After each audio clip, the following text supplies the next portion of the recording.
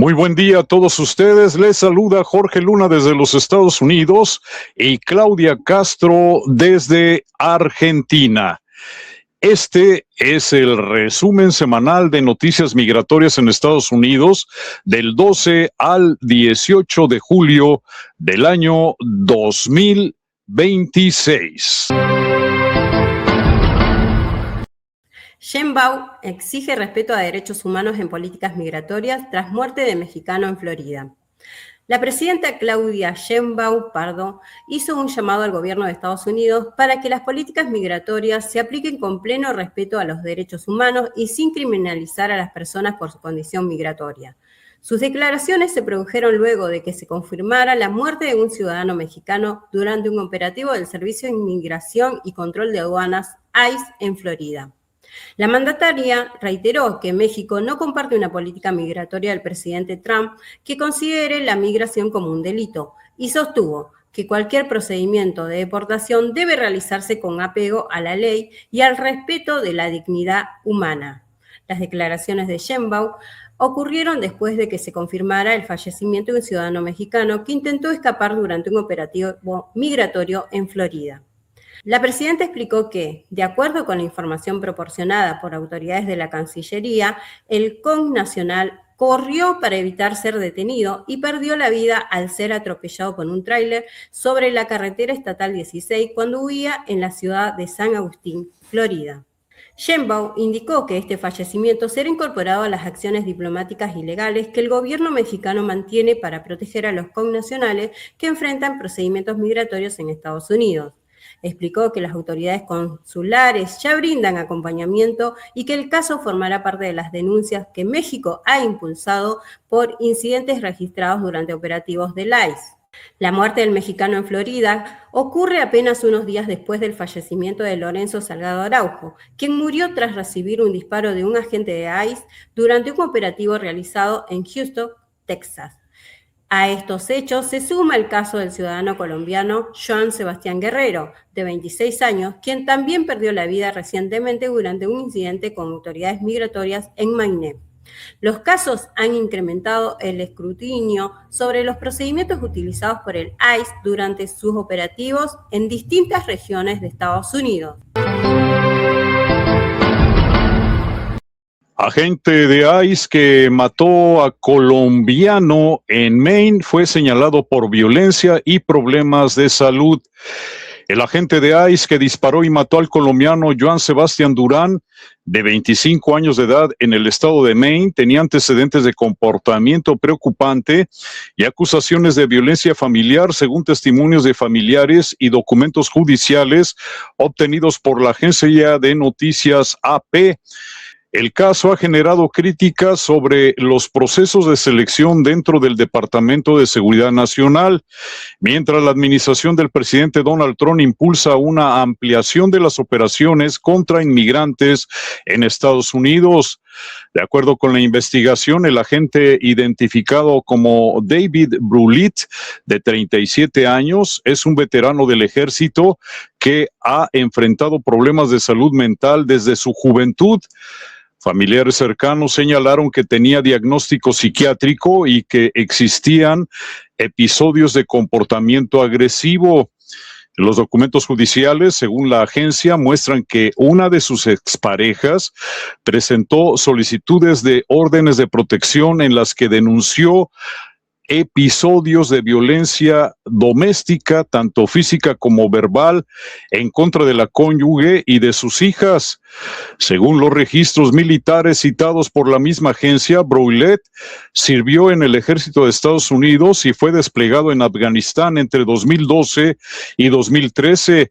Después de abandonar las Fuerzas Armadas, trabajó en áreas relacionadas con seguridad, prisiones y servicios públicos antes de incorporarse a ICE.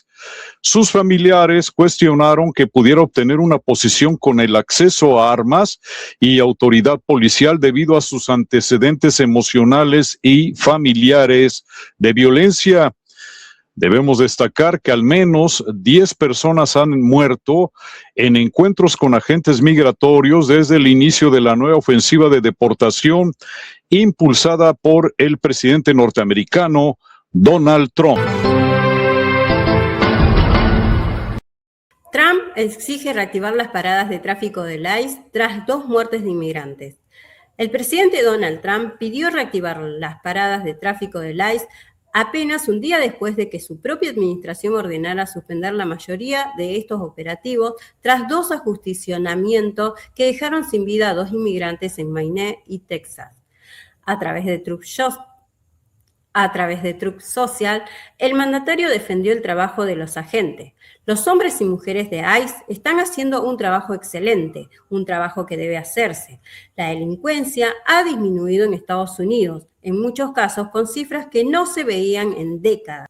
La política de fronteras abiertas del somnoliento Joe Biden permitió que 25 millones de personas entraran a nuestro país sin control ni verificación. Muchos eran delincuentes y tenemos que expulsarlos.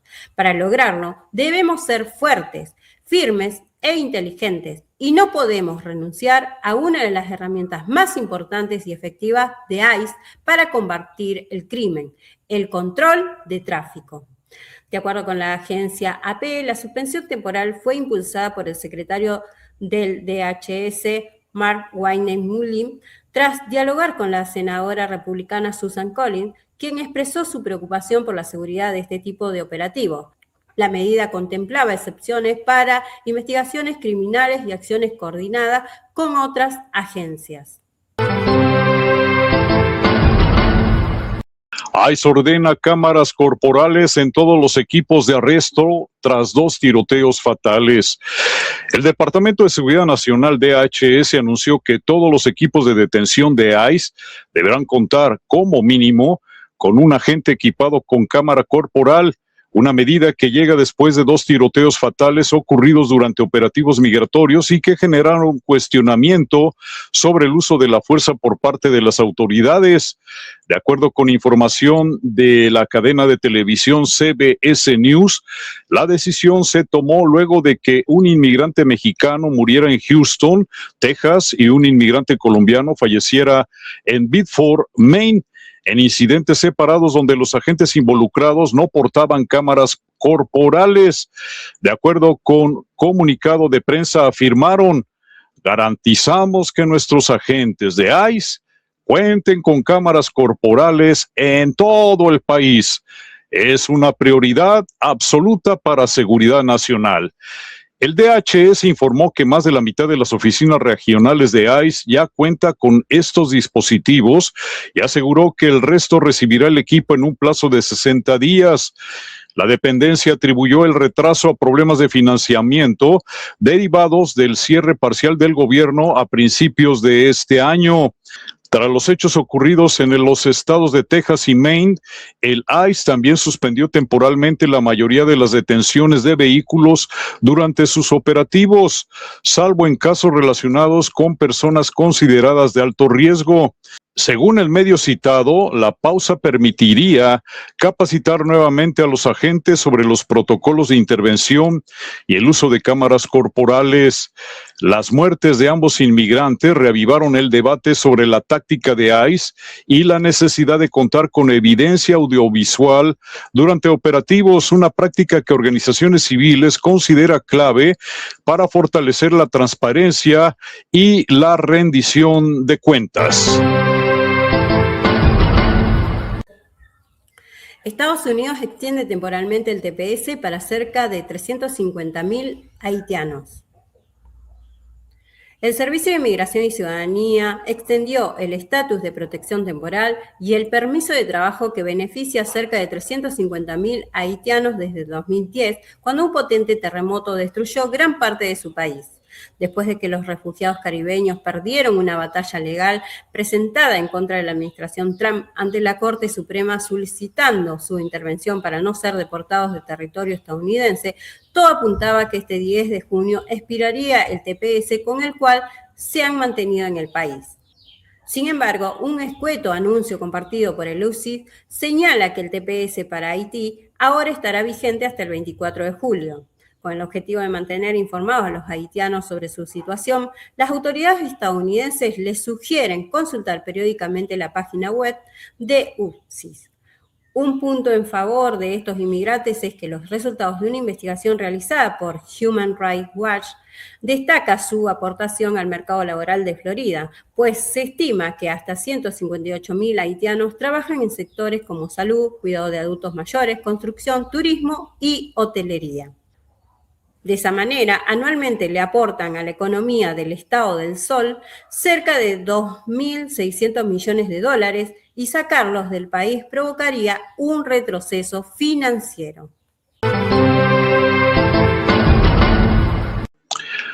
ICE impone récord de detención de inmigrantes con antecedentes penales en zona fronteriza de Texas con México. El Servicio de Control de Inmigración y Aduanas, ICE, en colaboración con otras agencias estatales y locales, dio a conocer haber logrado la mayor detención de inmigrantes con antecedentes penales en un solo día en una zona fronteriza de Texas. El pasado 18 de junio, un nutrido grupo de agentes federales procedió a recorrer el Valle del Río Grande, zona de la frontera entre Texas y México, donde emprendió la búsqueda de extranjeros carentes de estatus legal, quienes en su momento terminaron siendo fichados por la policía, pero que de manera inexplicable, según las autoridades, después fueron liberados sin tomar en cuenta el nivel de peligrosidad que ello implica para el resto de su entorno. Resultado de dicho operativo, se detuvo a 238 personas en menos de 24 horas y ahora se analiza deportarlos a sus países de origen. El operativo estuvo a cargo de la Oficina de Operaciones de Ejecución y Remoción, ERO, y se focalizó en el Valle de Texas y en Harlingen, zona que incluye 14 condados en el sur del estado.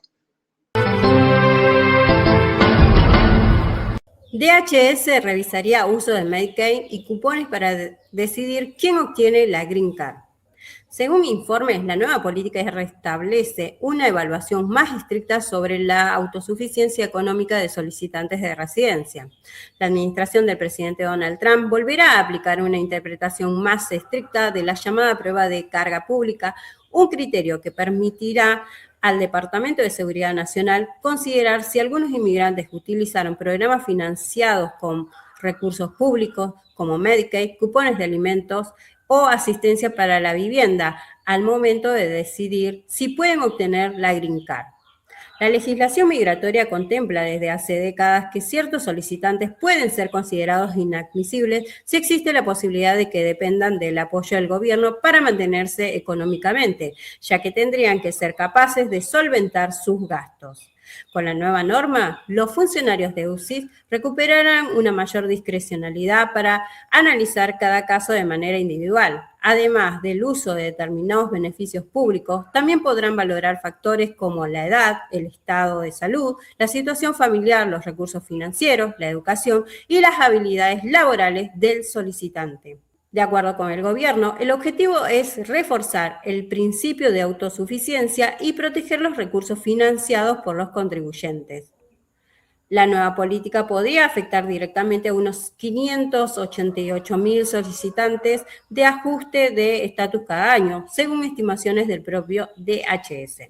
Sin embargo, especialistas consideran que el mayor impacto podría ser indirecto.